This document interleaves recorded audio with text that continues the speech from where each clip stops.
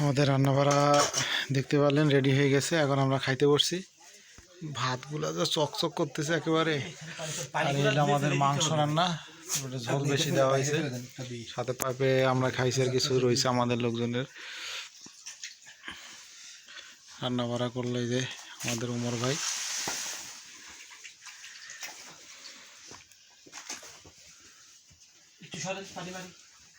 জুতা বাইরে প্লিজ। জুতা বাইরে ভাই ভাত না এগুলা না কারণ এর এই জায়গাগুলো থাকা চাই আমরা পুরোটা দিন তেলে নিবি ছোট মানুষ ছোট টাকা এটাই বলছি বাস। ওকে বই পড়ো দেন কই দেন ভাই দেন দিয়ে দেন। এই যে মাংস উঠছে।